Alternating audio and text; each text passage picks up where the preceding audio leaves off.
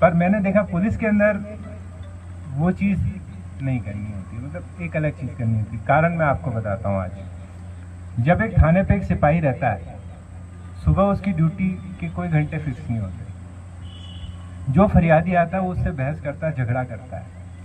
कभी कोई पत्रकार चिपक जाता है उसके, कभी कोई भी मतलब जनप्रतिनिधि अपने आप को बड़ा जनप्रतिनिधि साबित करने के लिए सबसे आसान टारगेट आरक्षक होता है। काम भी सब उसी से कराना है, सब उसको करना है। वो घर भी नहीं जा रहा है, महीनों महीनों घर नहीं जा पाता है। कहने को आप उसको 1 महीने की एक्स्ट्रा सैलरी देते हो, लेकिन देखा जाए तो कोल्हू की नौकरी रहती है। अगर वो बहुत अच्छा काम करेगा, मैंने देखा यहाँ पे 300 वारंट एक सिपाही के ऊपर, 50 डायरिया एक ASI साहब कर रहे हैं। गर्दन ऊपर करने का समय नहीं, ये आके बता दे कि श्रीमान जी मेरे जीवन में क्या चल रहा है। उन्हें ही नहीं पता चलता उनका बच्चा कब बड़ा हो गया, कब बीमार हो गया, या उनकी बीवी की क्या हालचाल है, बीवी खुश है, नाराज है, कुछ नहीं पता। और उसमें हम एज अ सीनियर ऑफिसर उसे परेशान कर दें, या उसको डांट दे, डपटते रहे, या उसको एक मेंटल स्ट्रेस देते रहे, तो वैसे ही नरक है यार उसका। कम से कम आपके पास आए तो आप तो उसको प्यार से पुचकार के, सहला के उसके दर्द को समझो, उसकी मदद करो। यही तो आपकी लीडरशिप है।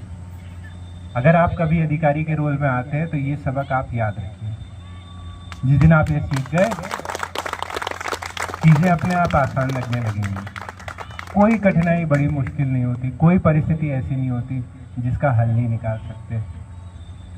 और आखिर में ले देके सबको पुलिस ही याद आती है। ये फैक्ट है। पहले आप कितना ही कुछ भी कह दो, एक कलेक्टर का ओहदा है, उसके बाद में प्रशासन को अगर कहीं किसी को अपनी छवि दिखानी है, जो भी दिखानी है, तहसीलदार को भी अपना रौब अगर दिखाना है, तो उसको सामने जो 4 वर्दी में रौब में सिपाही चलते, अपनी मूंछों पे ताव देते हुए, अपनी कैप को साइड में करके डंडा फटकार के, चलो हटो साइड में, साहब आ रहे हैं।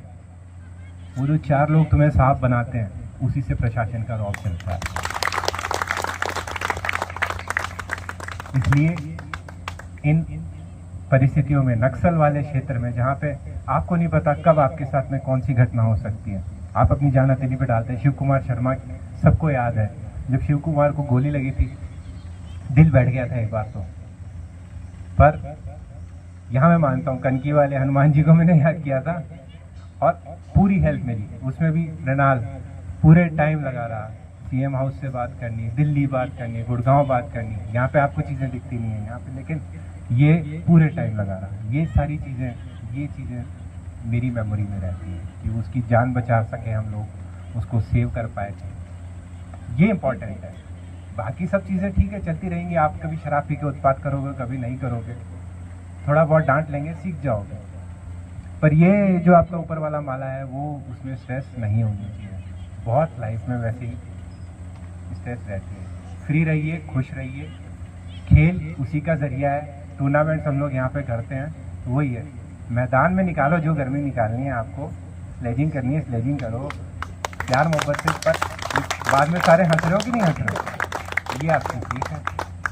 That's about it. जहाँ भी जाऊँगा मैं तो खेलूँगा, खुश रहूँगा, क्योंकि मैंने खुश रहना सीख लिया है।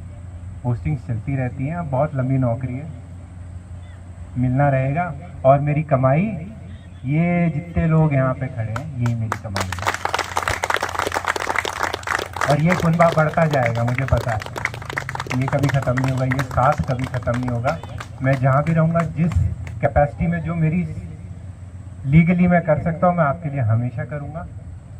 उसके आगे तो मैं कर नहीं सकता। मेरे लिए आप सब हमेशा प्रिय रहोगे, और भोपाल में मैं इंतज़ार करूँगा तुम लोगों का। फिलहाल तुम्हारा नहीं करूँगा, तुम कहीं और जाओ, फिर मुझे खींच के लाओ वहाँ पे।